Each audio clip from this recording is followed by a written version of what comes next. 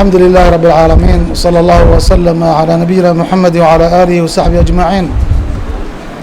اللهم انفعنا ما علمتنا وعلمنا ما ينفعنا وزدنا علما. قال الإمام أبو عبد الله محمد بن إسماعيل بن إبراهيم البخاري رحمه الله تعالى: بسم الله الرحمن الرحيم. كتاب المكاتب. wuxuu ku saabsan yahay mukaatabkii. mukaatab iyo mukaatib labadaba way bannaan tahay oo wej bay mid walba leeyihiin. haddii la yidhaahdo mukaatab addoonkiiba ku dhacayaa la kitaabeynayey.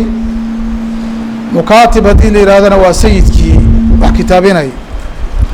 kitaabaduna waxaa weeyaan tacliiqu cidqin bisifatin calaa mucaawada maksuusa,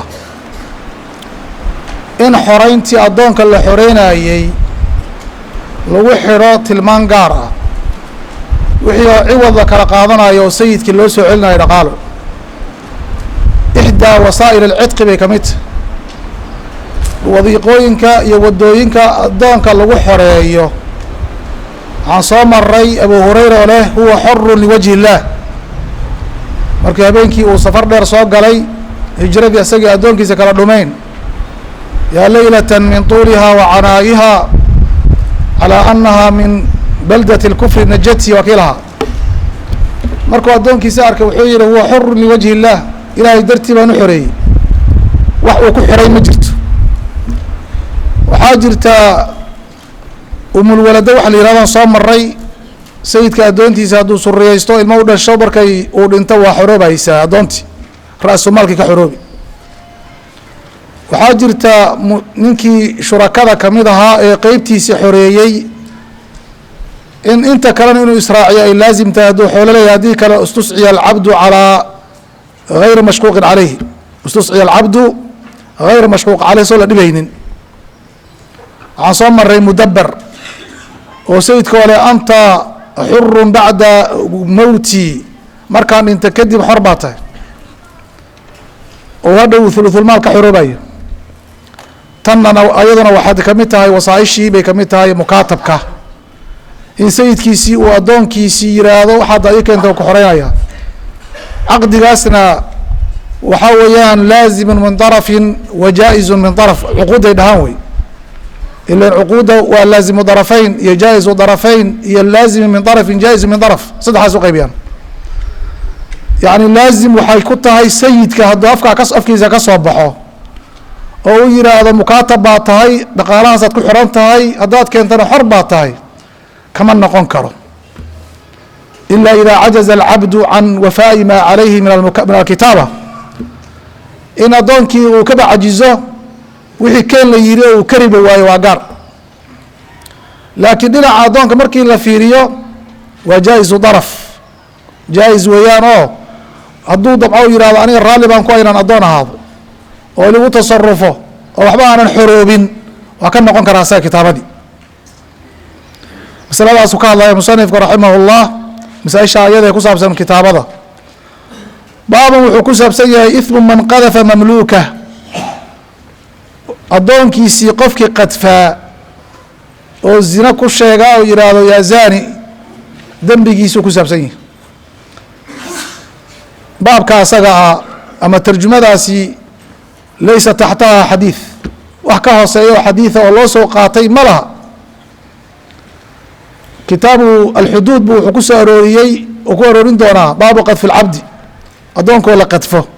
halkaa waa ku keeni doonaa xadiidkii nabiga alay slam uu yihi ninkii addoonkiisa qadfa oo zina ku sheegaa wa huwa bariiءu mima qaala julida yowma alqiyaama, julida yowma alqiyama, maalinta qiyaamaa la jeedlaya oo xadda laga oofinaya. kaas marka waa munaasib uu yahay baabkaas. laakiin halka hadda dee kitaabaan ka hadlaynay qadaf iyo arrintaas kuma jir meesha. marka waxaa dhici karta in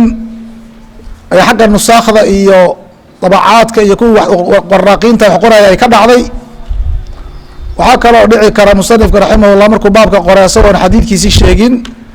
inay maaragtay u suuroobi weyday oo maniyada iyo geerida ku dhacday. xaqiiqadat lamri ilahay baa og, laakiin baabka munaasabka uu yahay waa kitaab alxuduud, baabu qadfi lcabdi. halkaasna waa ku iman doonaa in sha allah. baabu lmukaatabi wa nujuumihi fi kuli sanati najmun mukaatabkiibuu ku saabsan yahay addoonkii la yihi waxaa hadaad keento xor baa taa mukaatab la yihahdaa waxbaa loo qoray qoraal baa la sameeyey muddooyinna waa loo qabtay wa nujuumuhu iyo in loo zamaneeyo oo loo madareeyo fii kuli sanatin sanad walba najmun madal najmigu waxaa weeyaan waa ajal iyo muddo wey waa sida buyuucda la yihahda beecu muxuu ahaa aqsaadka oo kale waxaas intaa ku keenta muddadaa ku keenta bishiiba intaa sanadkiiba intaa la yihahdo ayaa waxaa la yihahdaa nujuum carabta waagi hore waxay isticmaali jirtay oo wax ku xisaaban jireen xidigaha xidig hebel markuu soo dhasho ururka markuu soo baxo xilligaasa waxaadi ku siinaya ama waxay siinaysaa marka hadda waxaa laga hadlayaa un sanad walbaba muddo inuu maaragtay la xadeeyo oo la yidhaahdo waxaan kaa rabaa 10 kun inaad keento laakiin waxaad ku keenaysaa sanadkiiba 1,000 baad keeni 10 sano markay dhammaato xoolihii iska soo wareeji adigana xorsaa ku noqo wanujuumo iyo muddooyintiisa fii kuli sanati najmun xilli loo mudeeyo arrintaasu ka hadlaya wa qowli llaahi tacaala wa baabuntaasi ku cadfanta qowlihi tacaalana waa ku saabsan yahay waa la yidhi والذيina ybتغuuna الkitاaba mima malakat أymaanuكم fakatibuuhu min calimtum fiihim khayra وaatuuhu min maali الlahi اladii aataakum والذiina kuwa addoomihiina kamidee ybtaguuna الkitaaba dalbaaya kitaabada iyo in lagu xoreeyo xoolo ay keenaan oo munajama oo muddo loo madaneynayo kuwa dalbaaya mima malakat أymaanuكum kuwa gacmihiina ay hanatay addoommahana ini ay kamida kuwa ayagaa fakatibuuhum kitaabeeya waa in calimtum haddaad ku ogaataan fiihim dhexdooda khayran khayr haddaad ku ogaataan khayran taasaa la isku hayaa ma xoolaa ma diin iyo akhlaaq iyo kasab dayiba inuu kasban karaa karti iyo waxqabad miyaa saliimul acdaa iyo xubnihiisa inay nabad galeen miyaa haddaad khayr ku og tahay oo dhaqaalahana uu iska bixin karo asagana nin ismaarayn karo oo danihiisa qabsan karo uu yahay wixii uu ku yihahdo ugu xoreey ka aqbalo oo ku kitaabeeya bu alla leeyahy laakiin hadduu yahay qof faasiq ah oo haddii ummadda lagu sii dhexdaayo asagoo xor ah isagoo addoonaba lahayn leeyahay xor haddii laga dhigo ummadda dhibaato u geynaya lama kitaabenayo waa lahaynaya hadduu yahay mid baayac oo dayacmaayo oon tabarba lahayn waxbaba karabsan karin intaas sayidkiisaas uu ku dhex nool yahay baaba wax u ah isaguna sidoo kale lama kitaabenayo in calimtum fiihim khayra wa aatuuhum siiya min maali illaahi aladii aataakum xoolaha ilahay inay siiyan wax ka siiya xoolahaas intaas waxaa loola jeedaa haddaad tiraahdo 10 kun baan kaa rabaa 10 sanana ku keen sanadka u dambeeya waxaa laleeyahay maxaa kuu soo haray sanad meeqaa kusoo haray 1,000 shilin kunkaasi waa macf in wax kamida wixii lagu kitaabeeye loo cafiyo oo loo saamaxo ayaa loo wadaa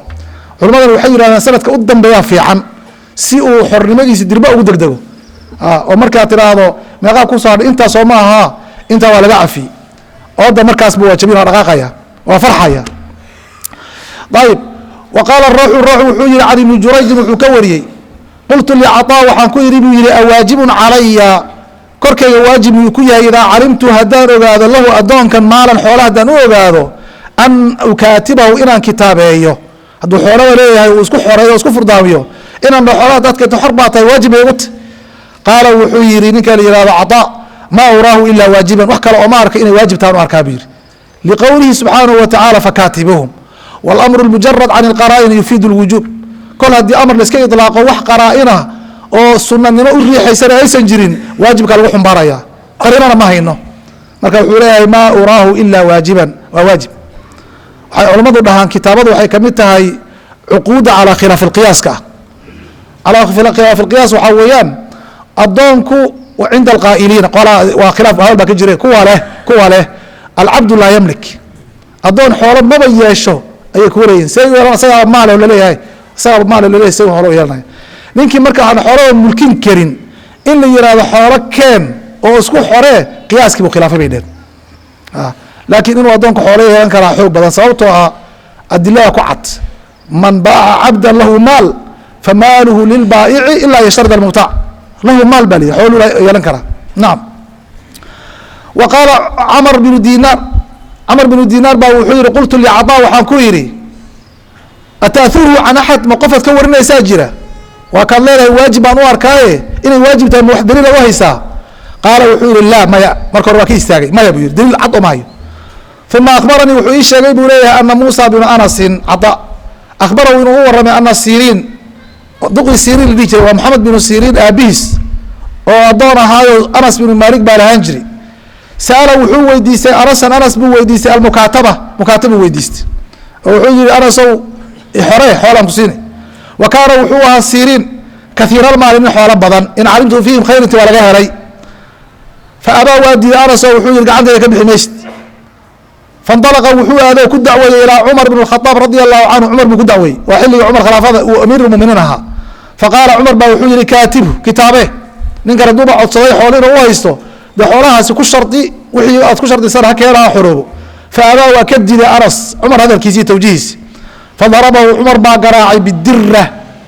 diradii buu ku garaacay bikasri daari durah dilo dhaw waxay jawharti way waa jawharti iyo al-ahjar al-karima waxa durada marka bidirra dhangadi ul waxay ahayd laga sameeyay maqaar laga sameeyay beed shaabuug ah qofkii marka lagu xalin waayo oo garan waayo nasiixada qaadan waayo oo nusuusta ay qancin weydo tana qancin marka man lam taqna'u al-kutub أقنعت الكتائب بيدر نيجي كتبت قنعين ويدو كتائب جمع كتيبة عيدا ما بوكعنا ياوي معنا وكا مركا عمر رضي الله عنه وشي سيبكو قراعي ويتلو عمر مركا وقراعي وما مال الله متاقنا دليل بويزدا وقراعي وعليه فكاتبوهم إن علمتم فيهم خيرا أيضا اسكو دقن بوليه فكاتبه أنس رضي الله عنه وكتابه جيد كلام بنا أنا عمر ردو كله أيضا إلهي حاجات كما ريسابة لي كتابية هذا الخير كوكتين خير ولا سيرين حولوا ليه ومن اسماعيلين كانوا خيار وشرف بدر وقال الليث بن حجر حدثني يونس عن ابن شهاب قال عروة قال عائشة رضي الله عنها إن بريرة قبضي بريرات بسنة الكتابة كان مريض بريرة وقوصة ونقنسة ما لا أدري وصول كمت قبضي بريرات دخلت عليها عائشة وصوغ شيء تستعين ويلو كالمة ويدي سنة في كتابتها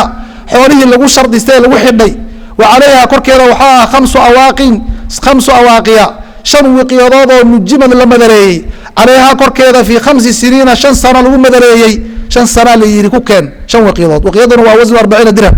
أفرتم درهم وي مركا أفرتم كان درهم 5 سنة أو 5 وقيادات أو منذ ضوء أفرتم كان 5 سنة كنا مبالير سنة كيبة هل وقياد كان معنا وحوي سنة 5 سنة ما كان ما توين حروده هذا وحي كانته وعي مركا قبضوا تري تشوف فضل العتق إن حروده دربوا وانقلتاكتي حوالي انت رؤساء المسلمين تدحمرتوا متبرعين تي محسنين تي اهل خيرك ما دحمرتي بيتري تلقى كما قال افكار وقبل مركز عائشه وتمد رضي الله عنها خير بنيت فقالت وحيت لها عائشه وحي كتري وحيت لي عائشه اي كلمه او waxaan iga hormariba iga shub فقال عائشه وحيت لي ونافست انت ku faraxday fiha warka ay sheegtay عائشه ku faraxsan oo fursad u aragta oo jeclaatay arka ayada ku jeclaatay tanfiis iyo farax iyo gabadha ayada inay kurbada ka faydaayeen ku faraxday yaa waxay tiri arayti waxaad ii sheegtaa bariiray in cadadtu hadaan u tiriyo lahum ayaga cadatan tirin waahidatan oo kaliya ajabiicuki ku gadayaan ahluka ehelkaada oo faactiquki daaraan ku xareeyo fayakuna walauki wala hadan li ari wihaari saama loo galiyay tir ijraadkaasi soo mari kartaa inaan wixii oo dhan baa ayagu 5 sano isugu lahaayeen hadda aan 5 ba siiyo 5 waqtiyadoodba kadib deena aan markaan ka soo gado gacantooda ka soo bixiyo oo gacantooda soo gasho aan ku xoreeyo ولا هذه مركا أنا كحرية أنيش قرابة لماذا يحرينك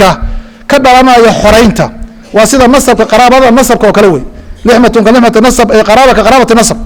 وحكذا لنا يسكون أحلام وحكذا لنا يسحق النكاح وليه مساجد هكذا لنا وحكذا لنا يسديات هذي ما تعاقلين حولها بحين جرتبوا يا الودري مركا ولا هذا أنيش فذهبت ويتكتي بريرة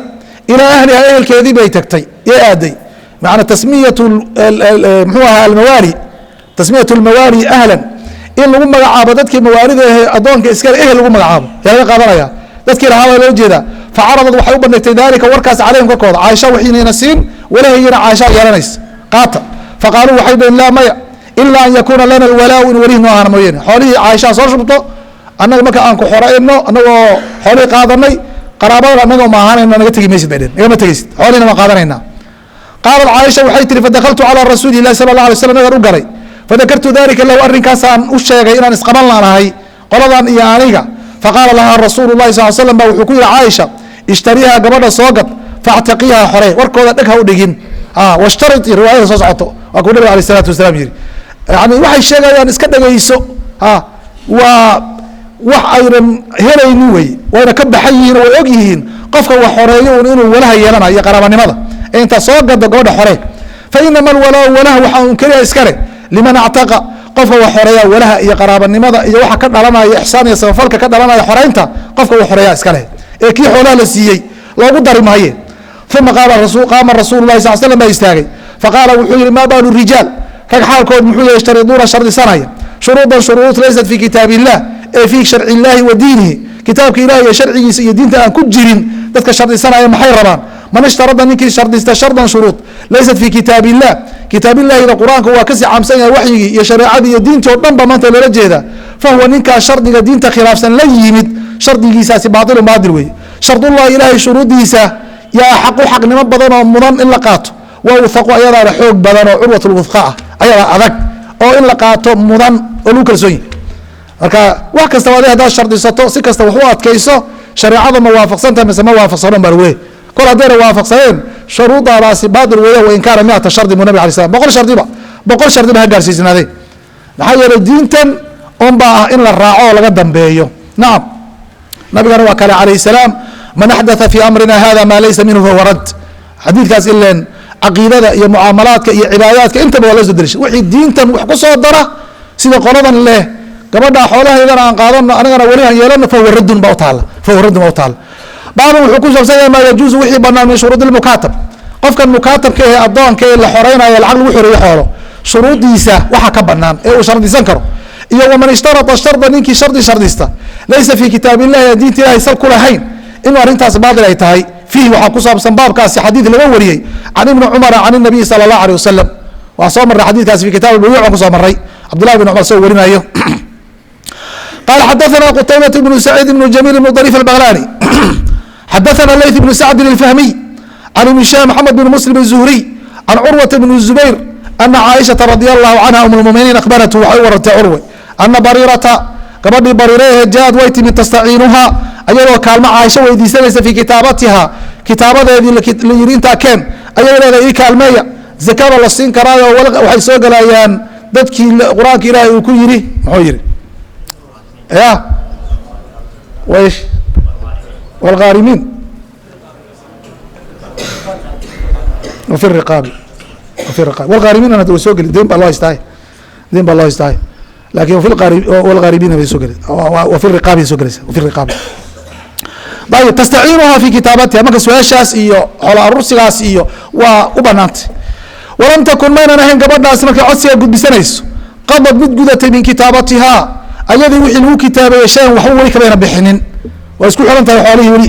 qaalat laha caaishatuba waxay ku tiri irjicii orod laabo ilaa ahliki ehelkii kulahaa ku laabo fain axabu hadday jeclaadaan oo ogolaadaan an aqdiya canki inaan kaa guda kitaabataki wixii lagugu kitaabeeye lagaa rabay xoolaha inaan ka wada bixiyo dhammaan hal mar u tiriyo oo wayakuuna walaa-uki walahaadana lii anigu isugua facaltu waa yeelaya fadakara dalika bariiratu waxay u sheegtay liahliha dadkii lahaa faaba waa ka diideenoo waqaaluu waxayba yidhaahdeen in shaad hadday caaisho rabto an taxtasiba ajir gurubsi hadday rabto calayka adiga ay ka ajir gurubsanayso oo sabafal iyo ixsaan kuu deeqayso faltafcal diidi mayna ha yeeshe xoolanana siiyey wey wayakuuna wuxuus ahaan loo gooraba walaa-uki walahaada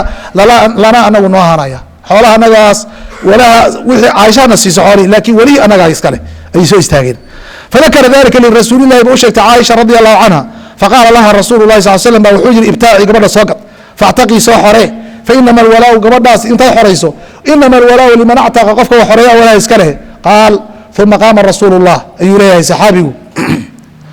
caaisha ka warinaya waramayo uma qaama rasuulu lahi sala اllahu alيه wasalam baa istaagay faqaala wuxuu yihi maa baalu unaasin dad xaalkood muxuu yahay yashtariduuna shuruudan shuruud shardisanaya rijaal iyo unaas iyo intaba waa isku wada mid dadka ama nin ahaado ama naag ahaado qofku ahaadaba shuruud la imaanaya shuruuddaasoo laysat fi kitaab illahi diinta ilahi aan sal ku lahayn man ishtarada shardan laysa fi kitaab illahi falaysa lahu ama banaana waxna u tari mayso wain sharada walow sharada miata mara boqol jeerba ha shardiste yani maaha qeyd maaha ee waxaa weeyaan takhiir baa loola jeeda boqol hadduu rabo boqol ha gaarsiyo kun ha gaarsiyo hal milyan ha gaarsiiyo mamuu diinta ilahay ku salaysan yahay maya shardullahi ilahay shardigiisa xaqu mudan in la oofiyo la guto wawthaqu asagaa maaragtay awthaqa قال xdثna cبدالله بن يوسف التنيسي أخبرنا مالك بن أنس عن نافع عن عبد الله بن cمر رضي الله عنهma قال أrاadت cاaشhaةu waxay doontay رضي الله عنها an تشhتريa jاaريةa gabadh inay soo gato soo gaata gabadha bariira la dhahaa gabar qiimo badanna way ahayd waa kii guriga caaisha markaa ku noolaan jirtay oo buul baa uga dhisnaan jiray halkaas caaisha markii wax laga sheegay qoladii ay ku been uunteen munaafiqiintaha kuwa muslimiintaana ay ku tawarudeen oo xogow ku simbiraxoodeen dadkii xogta laga guraayay xog aruuriski adaa u dhawaa wax kaaga ogaa ma jirin gabadha caaisha ka waran waxaad ka shakiday weligaa ma ku aragtay gabadhii dadkii la weydiiyey bay kamid ahayd oo dhihi jirtay aniga gabadha wax xumaan aan ku sheegi kara carruur bay ahayd way yareed ilmo yaro dhalinyaro ahayd hurdada ay iska saaxanayso iyadoo alaabteeda aan beelatirsanin oon xaraysanin oo qooskeeda banaanka iska yaallo xoolahaas iyo maqasha iyo arigaas guryo jooga unbaa ka daaqi jiray oo ka cuni jiray yaranimadaasi iska hurdayn jirtay mooyeene wax kaloo ku ogay male faqaala marka wuxuu yihi gabadh jaariya litactiqayna xoraysa utib faqaala ahluhaa waxay dhaheen calaa ana walaaha shardi baan u ogolaanayna inay caaisha ay lacag kaa bixiso calaa ana walaaha walaheeda lana inuu noo ahaado caaishay gabadha adleeda waan gabi walaheeda iyo qaraabanimadeeda iyo xiriirka ka dhalanayo xoreynta annagaa iska leh qaala rasul lah sal slam ba wuxuu yihi laa yamnacuki dalik warkaa asagaa waa wara waxba ka jir waxa hadduuna sidiisaba uun shareecadda ku salaysnaynna waxba isagoon lagu hadlin uu ka dhigan yahayba markii nabiga la weydiiyey alayh salaatu wasalaam kahanada dadka kahanada ee eybka iyo cilmi eybka sheegsheege ee kitaab gaabiloowe iyo kuwa fooxa sameeyey iyo kuwa cirka fiiriyey iyo waxay sheegaan kuwa wax sheege eyba iska sheega xulwaanulkaahin uu nabiga ku tilmaamay alayh salaam bilaash xoolaha dadka u cunaaya markii la weydiiyey wuxuu yihi laysu bishay waxay yihin male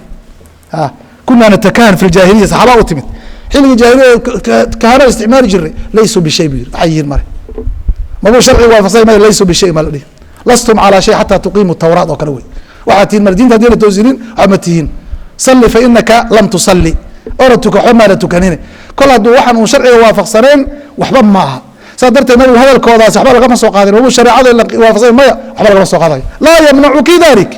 fa inama alwalaau liman actaq qofkii wax horeeya unbaa walaa iska leh saxaabadiina masaajidkii intuu tegay buu nabiga oga sheegay isagoo oon magacooda waxba sheegin waa fadhiyaan xukunka caamka ee ummadoo dhan inay ka faa'idaystaan ayagana ay istaabtaan oo is ogaadaan ayuu dadka u sheegay oo yihi arrimahaas oo kale laga tanaasulo laga haro baabu isticaanati lmukaatabi mukaatabka inuu kaalmaysto dadka wa su-aalihi naasa dadka uu wax weydiisto oo yihahdo wardayn baa laga rabaa xoola laga rabaa nimada xoreeya qortayda xoreeya inuu yihahdo ila waa arrin aad iyo aad u culus addoonnimo qof bini aadan aad ku hoos jirto xadaثna cubayd bn ismaaciil qaal xadaثna abu usama xamad can hishaam bni curwata can abihi curwa bn zubayr can caaisha radi allahu canha qaalat jaaءad waxaa timid bariiratu gabadhii bariiraheed faqaalat waxay tihi inii kaatabtu ahlii ehelkaygii baan kitaabeeyey yani waxaan ku heshiinay kitaaba calىa 9 awaaqin riwaayadan sidanay leedahay 9 wiqyadood tii horena 5 soomaan soo marin isma anfinaysa 5 baa laga yaabaa in marka hore la yihi 9 haddaan looga dhigay ama intii 9 laga dhigay laga yaro 5 laga dhigay fii kuli caamin sanad kasta uuqiya hal wiqyadood inay keento faaciniinide ikaalmee caaishay faqaalat caaisha waxay tiri in axaba ahluki ehelkaada hadday jeclaadaan an acudahaa inaan tiriyo kitaabadii xoolihii lahum ayaga caddatan tirin hal mara waaxida oo keliya wa actaqikii aan ku xoreeyo facaltu waan yeelayaad fayakuunu walaaؤuki lii walahaada iyo gargaarka iyo muxuu ahaa ehelnimada meesha ka dhalanayso iyo gacalnimada meesha ka soo baxaysa bisababi haadihi muxuu ahaa wanaagan ku taray waan yeelayaa bay tiri wayakuunu walaaؤuki lii facaltu bay ka dheenta waxay tiri facaltu waan yeelayaa fayakuunu walaaؤuki lii fadahabat ilaa ahliha ehelkeedii bay isku sii daysay barkiba faabow waa diideen dalika calayha waa ka diideen oo waxay dhaheen xoolihii hanaba siiso annaga walahaadin anaga yeelanen faqaalat waxay tihi inii qad caradtu dalika caleyh waan u bandhigay caaishay faabow way iga diideen ilaa an yakuuna alwalaau lahum walaha inuu u ahaada mooyeen fasamica bidalika rasuulu llahi waa maqlay sala allahu alيh wasalam markaa loo sheegay wey fasa'alanii wuxuu i weydiiyey maxaa dhacay faakbartuhu fa unu warramay inuu hadalkoodii maqlay yaa isku hayeen deen uu yihi warkan muxuu yahay kadibna caaisha u gudbisay marka marra caaisha u sheegtay marra waa maqlay maqeylkaas muxuu aha maqalaan buuxin oo wixii shanqadhoodii buu isku maqlay faahfaahintii iyo hadalka duruucdiisi iyo waxa meesha ka jira muunan ogaanin fasa'alanii faakbartuhu markaasuu intuu i weydiiyey anuu sheegay bu yowlada caaisha faqaala nabigu wuxuu yihi khudiiha gabadhan soo qabo oo soo ka soo qaad qolada faactaqiiha xorey intaa soo gado washtaridii lahum lwalaa walahna u shardi marka waxay ka dhigan tahay ishtaridi o laa tashtaridi ama u shardi ama u shardini xukunka ilahay un bay taagan tahay halkii ilahay un bay tegi ishtaridii lahum alwalaa marka waxay ka dhigan tahay washtaridii lahum lwalaadan waa min baabi tawbiikhi watahdiid oo kale wey icmaluu maa shitum oo kale wey icmaluu maa shitum marka washtaridii lahum alwalaa waa u shardi haddaa rabto oo kale wax uu zuulinayo haddaa xataa adiga tirahdo waa idin ogolaaday inama alwalaau min actaqa ba adiga xataa koortahay laftirkaada faina alwalaa'a walaha liman qof baa iskale actaqa wa xoreeyey wahuwa anti adiga wey caaisha huwa anti qaalat caaisha waxay tihi faqaama rasuulu lah sal slam baa istaagay fi nnaas dadkii buu dhex istaagay faxamid allah waathnaa calayhi waxa waaqaca markaa ka dhacay nabiga calayh salaam ummadda dhex yaala markaasba waa ka gaari jiray masaajidkuu ka istaagay calayhi salaam uma qaala wuxuu yihi amaa bacdu xamdiga alle iyo falaha kadib famaa baalu rijaal rag xaalkood muxuu yahay minkum idinka gamidaho yashtariduuna shardisan shuruudan shuruud laysat fii kitaabi illah kitaabka ilaah iyo shareecada allah aan ku salaysnayn faayumaa shardin shardigii kaana ahaada laysa fii kitaabi illah kitaabka ilahi aan ku salaysnayn fahuwa baatilun baatil wey shardigaas wain kaana miata shardi boqol shardi baa allah ka dhigay wax allah wixii qawaaniin iyo qawaacid ah iyo andimo shareecada khilaafsan oo la dejiyo idil oo xeer bay noo tahay la yidhaahdo ummaddu ay isku waafaqdo sharcigan hadduu khilaafsan yahay fahuwa baatil haba badnaadee ummad baa isku raacday istifta iyo fatwa mxuu ahaa waxaa la sameeyey waxa la dhihi jiray mxuu ahaa dadkii baa la weydiiyey oo waa la isku waafaqay ummadoo dhan ijmaacaasoo dhan baatil wey ka jira maaha maxaa yeele meesha kitaab baa yaala sunaa taala diin baa taala saa weyaan wain kaana miata shard marka waxaan aaba kasoo gaar bay aheed oo xeer bay noo ahaan jirto dhaqankaasaan ahaan jiray shareecada ilaahay inna haba yaraatee saa uma leexin karto shareecada waxaa weeyaan waa lama taabtaan lamana leexin karo nacam waxaa kale hawada ah un baa la turayaa laa yuminu axadukum xataa takuna hawaahu tabican lima ji'tu bihi waa ka nabiga sala allah alay wasalam xadiidkaas waa la sheegay fahuwa baatil wain kaana miata shardi faqadaau llahi ilaahay qadihiisa iyo xukunkiisa iyo wuxuu xukumay baa xaqu xaqnimada in la qaato suu ilahi wax u xukumay calaa lisaani muxamadin calayh salaam baa hadda waxaa lagu xukumay inama alwalaa liman actaq wa shardu llahi ilahay shardigiisa awthaqu kalsooni badan adagna maa baalu rijaal ragga xaalkiis muxuu yahay minkum idinka mida yaquul axadu midkood uu leeyahay actiq yaa fulaan marka hore si guud baa oga hadlay shuruud caama markaasuu haddana masaladii si gaara u ishaaray nin iska dhahaayo hebelow xoree weli qofka asaga aan leeyahay eegad oo xoolo bixi oo xoree weliyal walaa welihina anaa yeelan dadka maxay rabaan inama alwalaau liman actaqa walaha waxaa iska qofka xoreeyey baaba wuxuu ku saabsanya baycu lmukaatabi ilaa radiya mukaatabkii xoolahaasaan bixin lahaa ee ordaayey hadduuba raalli ku noqdo addoonnimadiisii oo u yidhaahdo waan ka tanaasulay wixii aan u sacyinayey in dib loo gadi karaba oo la iibsan karo oo sidii loo tasarufi jiray kusoo noqon bayci lmukaatabi idaa radiya fi dalik hadduu ku raadi noqdo ila isaga xaggiisa jaais buu ka ahaa xaggiisa jaais buu ka ahaa hadduu tanaasulo yihahdo caqdigaasi kitaabada waa ka noqday wuxuu noqon markaa waa lagu tasarufaya ka tasaruf ilcabiidi yaa lagu tasarufi waa la iibin waa la hibeyni waa la dhaxli wa qaala caaisha waxay tihi huwa cabdun mukaatabka waa addoon maa baqiya calayhi shay intuu wax ku soo haray inta wax lagu leeyahay dirham baa laga dhige weli addoon weeyaan wa qaala zayd bnu thaabit baa wuxuu yihi maa baqiya calayhi dirham shilin intuu kusoo haray wa qaala ibnu cumar baa wuxuu yihi huwa cabdun addoon weya in caasha hadduu nool yahay wain maata hadduu dhinto wain jaraa haddii uu jinaayo la yimaado maa baqiya calayhi shay inta korkiisa wax kusoo haray haddii la dilo in maatada wuxuu ka wadaa maala in qutil waaba la dilayba haddii isagoo mukaataba oo xoolihii iska aruurinayo la dilo diyadii iyo magtii addoon baa la bixin qiimaha suuqan baa la aadi addoon noocan oo kale suuqa miiquu ka joogaa 10 kun buu ka joogaa isagoo 10kaada kun addoonkaada waa kan baa la leeyahy ee nin dhintay oo xor ah boqolkiisa geelaha usoo loo fadhiisan maayo wain jara isaga hadduu jinaayo la yimaadana isaguna sayidkiisii iyo dadkii mawaalidiisii baa loo noqon maa baqiya calayhi shay xadaثana cabdullahi bnu yuusuf akhbarana malik ibn anas can yaxya bni saciid can camra binti cabdiraxmaan ana bariirata jaaءad way timid tastaciinu caaisha iyadoo kaalmo dalbay ka weydiisanayso uma almuminiina ahayd caaisha radi allahu canha faqaalat lahaa caaisha ku tiri ina axaba ahluki reerkiina hadday jecelyan ku lahaa an asuba inaan u shubo lahum ayaga amanaki lacagtaada sabatan waaxida hal mar inaan kaash u shubo oo cutaqiki aan ku xoreeyo facaltu waan yeeli fadakarat waxay sheegtay xoolaha soo shuba dhaa mogta lacag baa lasoo shubaya so lama dhaho wakaas in asuba wakaas laga cabirayo shubitaana loo isticmaali lacagta fadakarat bariiratu bariira waxay sheegtay dalika liahliha ehelkeed bay u sheegtay waxay tahi caaisha wixii haddayna siinaysa aad 9 sano sugi lahaydeen marka faqaaluu waxay dhaheen laa walasaa ku qaadan mayso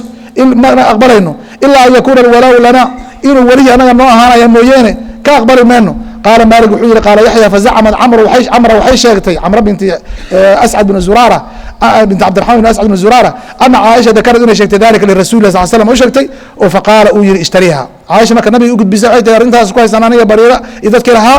nabiga alayh salam wuxuu yihi ishtariiha gabadha soo gad waataqiha hore fainama alwalaau liman actaqa washtaradii waa kii riwaayada kale ahayd ishtaradiina maaha ogolaansho uu nabiga ogolyahay ee waxaa weeyaan waa tahdiid iyo tawbiikh wey waa lagu falxumeynaya waa loo godinaya ama u yeelan ha u yeelin arrintu xaqa may soconaysaa iyo meeshii ilaahay uu amray baabu idaa qaala almukaatabu ishtarinii isoo gad oo wactiqnii xore ishtarinii isoo gad oo wactiqnii xore hadduu addoonku iska yihahdo addoonka mukaatabka qof u tagay wuxuu yihi intaa isoo iibiso oo dadka iga gado ixore fashtarahu lidalika sidaasuu deena qofka ku soo gaday markaasuu saa ku xoreeyey way banaanta xadathana abu nucaym yani calaa niyati muxuu aha alcitaaq inaad xoreynayso niyada adoo qalbigaada ku jirto addoon inaad dad kale ka soo gadi karto markaad soo gadayso inuu xoolahaada kamid noqdo ma ahee inaad xoreysaad rabtaa saa way macnaha xadathana abu nucaym alfadl ibnu dukayn qaala xadathana cabdullahi ibnu ayman qaala xadathana abi ayman abu ayman alxabashi qaala wuxuu yihi dakaltu calىa caaisha radi allahu canha baan u galay faqultu waxaan ku yidhi kuntu gulaaman addoon baan ahaan jiray caaisha licutba bin abi jahl cafwan cutba bin abi lahab cutbihin abi lahaba baan addoon u ahaan jiray wamaata waa dhintay cutbe wawarahanii waxay dhaxlay banuhu caruurtiisi wainahum caruurtiisii i dhaxlay baacuna way gadeen min ibni abi camr bay ka gadeen ibn abi camarka waa cabdullahi bin abi camr ayay ka gadeen washtarada wuxuu shardiistay banu cutba ya wainahum baacuni min cabdillaahi ibn abi camr sooma faactaqni maa ku qoran faactaqani haye washtaradu meerkaas faactaqani ibn abi camr isaga haddana iso xoreeyey marka wuxuu yihi wainahum baacuni min ibn abi camr min ibn abi camr riwaayة النسفي والkashmihini min cabd الlahi بn abi camr zad kashmihini ibn abi camr بn cabd الlahi الmaqzumi aye maxaa kale faactaqani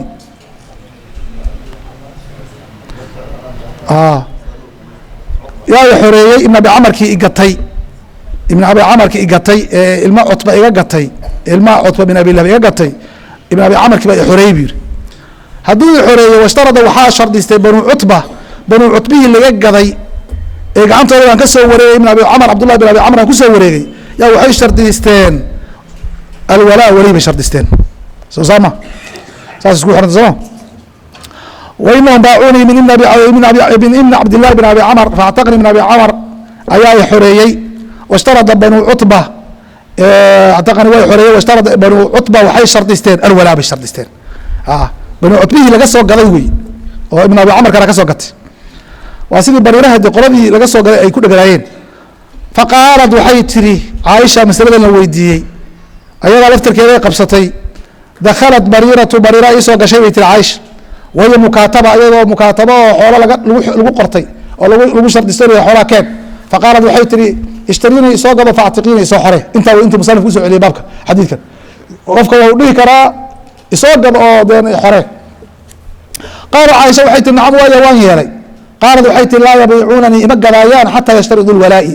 yashtaridu walaa'i walahayga inay ka shardistaan markii de ay u noqotay oo arrintaa kasoo dhammeen la yihi yaa waxay tihi way diideen ilaa adi inaad isoo gado welihina aya yeeshaan faqaalad waxay tihi laa xaajata lii bidalik arrinkaa dan kama lihi kol haddaan weli hadiba aana yeelanaynin seen inta xoola u siiyo welihina ayaga u qaadanaya ma aqbalay fasamica bidalika nabiyu sal slam markii ay isku celcelinaya nabigaa maqlay aw balaqo warkii baa gaaray fadakara licaaishata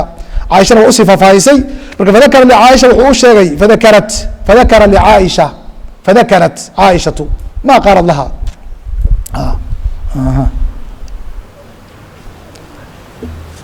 fasamica bidalika الnabiyu sal slam o balaqa markii baa nabi maql alayh الsalaatu wasalaam markaasuu fadakara licaaisha caaisha u sheegay yani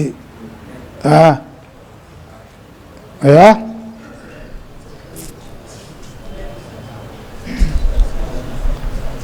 xadidka xoga waxaa ku jira in ikhtisaar iyo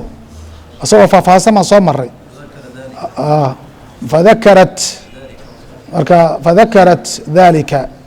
caaishatu caaishana waxay sheegtay nabigu u sheegtay maa qaalad laha waxay gabadhii bariireed u tiri marka taa hore ee fadakara licaaishata caaishatada waxaa weeyaan inuu nabigu weydiiyey calayhi الsalaatu wasalaam kadibna uu u waramay u sheegay oo yihi gabadhaa soo iibi laakiin inuu taqdiim iyo taakhiir ku jiraad moodaa ereyga hadalku marka hore caaishada nabigu u sheegtay markaasuu fadakara nabiguna u sheegay oo yihi gabadha soo gadoo xoree marka ogo waxaad moodaa inuu gumuud ku jiro laakiin isagoo faahfaahsan baan in badan soo maray sidaa un bay iska noqonaysaa nacam fadakara licaaishata fadakarat dalik caaishana sidaasay sheegtay maa qaalad dakarad way sheegtay dalik arrinkaas caaishatu caaisha maa qaalad laha wixii gabadha ay tiri bariira ah ayay caaishana u sheegtay nabiga calayh salaam. faqaala nabigu wuxuu yihi ishtariiha gabadha soo iibi waactaqiihaa xoree wadaciihim iska daa yashtariduu ha shtaridistaan maa shaa waxay rabaan hadday rabaane yani yashtariduuna maa yashtariduun oo kale wey. fashtaradaha caaishatu way soo gaday faactaqadhaa way xoreysay washtarada ahluhana waxay la taagan yihin oo shardisanayaan alwalaa walay la fadhiyaan meesha. faqaala nabiyu sal slam wuxuu yihi alwalaa liman actaq walaha waxaa iskale qofka u xoreeya wain ishtaraduu 100 shard 100 shardi baa shardistaane. naam marka fadakara licaayisha tadaas dib u feeriya dib iskaga feeriya waa xadiistaa soo marinay waa cusmahe. bismi اllahi الرaحmaan الرaحiim kitaab اlhibati wa fadliha wa taxriidi calayha wuxuu ku saabsan yahay hibadii iyo fadligii ay leedahay hibada iyo taxriid iyo boorin calayha la isku boorinayo. hibada markaa tacriifka caamka laga hadlaayo tamliikun bilaa ciwad baa la yihahdaa in xoolo laismulki siiyo wixii wax lagaa qaadanayo oo muqaabila aysan jirin ayaa waxaa la dhahaa alhiba. marka la ilaaqana macno caama loo ilaaqana ilaa dhowr macno ayay noqotaayo alibraa hibat dayn baa la yidhaahdaa miman calayhi qof dayn lagu lahaa oo laga beriyeelay deyntii oo la yihi deyntii aan kugu lahaa waan kaa saamaxay waa nooc hibada kamid ay noqon. marna waxay noqotaa bimacna sadaqa waa hibat thawaab min thawaab alaakhira qofka inuu qofka xoolaha siiyo aakharana uu ka rabo ajir iyo thawaab ilahay ka siiyo taas marka waa hibo magac ahaan waa la dhihi laakiin macnaheeda sadaqa wey waa sadaqa. ta saddexaadna waxaa la yihahda alhadiya hadiyaduna waxaa weeyaan maa yunqalu ilaa almawhibu lahu ikraaman lahu qofka wax loo hibeynayo waxa loo naqlinayo la siinayo karaama la karaaminayo darteed ixtiraam la ixtiraamayo laakiin macno khaasay leedahayo waxay u qaybsataa hiba bilaa ciwad iyo hiba calaa kayri ciwad inuu qofkan isagaa waxaan uu hibeynayo ee uu bixinayo ee xoolaha ee uu bixinayo wax ciwada una ka rabin iyo inuu ciwad ku rabo. midan ciwadka waxaa la hibatu thawaab baa la dhaho sida beec oo kale ay noqotaa oo waxay inta badan ka dhalataa qof faqiir ah oo waxba weyn baan haysanin oo qof taajir ah oo qani ah wax siinaya qof taajir oo qani yuu u keenaya hibo yuu wax siinaya qofkaasoo kale waxa uu bixinayo wuxuu ka rabaa inuu ninkaa qaniga wax ka weyn ka helo in wax ka weyn uu ka helo. mathalan waxaad maqlaysaa nin madaxweynaha meel yimid muxuuha boqor baa meel tegay fardaa la siiyaad maqli faras baa la siiyaad maqlaysaa seefaa la siiyaad maqlaysaa waxbaa lagu soo dhaweynaya wax weyn baa lagaga dhamaysanaya waxaa mashaariic waaweyn in maarata lagaga qaataa la rabaa hibada noocaas oo kalea hibatu waxaa la dhaha hibatu thawaab ayaa la yihahdaa. nabiga sala allahu alayh waali wasalam nin acraabi ah yaa wuxuu u soo hibeyey nabiga alayh salaam naaqa neef muxuuha geela markaasuu wuxuu siiyey bakra qaalin buu siiyey ma raadli noqotay radiit la buu yihi ma raadli noqon ku kaluu siiyey ku saddexaad buu ku siiyey ku afaraad buu siiyey ilaa 6 muxuu siiyey abcera 6 neef oo geela ayuu gaarsiiyey. markaasuu markuu ka hari waayo nabiga masaajidka istaagay alayh salaatu wasalaam oo yii aniga nin baan intaan hiba siiyo iyo haddana wixii aan siiyo kuba qancaynin oo daldalada sii wataa un waxaan hamiyey buu nabiga calayh salaam inaanan hibada ka aqbalin iyo hadiyadda maanan ka aqbalin ilaa min qorashiyin aw ansaariyin aw thaqafiyin aw dawsiyin fi sunna tirmidi ku sugan afartaa qabiil unbaan sirun dib dambe qof dambe baa ka qaadan waxba qabiilada waxaan hayn yaa igu soo dhacday buu yiri maxaa yeele intii wax lay siiyo yaa wax ka weyn oon tabar bu haynin baa lay saarayaa buu yiri. marka kaana yaqbalu alhadiya calayhi salaatu wasalaam wayuhiibuha intuu hadiyada nabiga alayh salaam qaato ayuu haddana thawaabkeedii iyo gacan celinteeda siin jiray sala allahu alayh waali wasalam. taasna marka way banaan tahay lakiin hibatu beyc taas waxay noqon nooc beyc oo kale noqonaysaa midaan marka waxba laga rabin oo taxabub ahoo nabiga alayh salaam uu ummadda ku booriye u yihi tahaadu taxaabu waxa isku hadiyeeya waad isjeclaanaysaane wax qarad oo kaleo la kala leeyahay aan jirin in uu maaragtay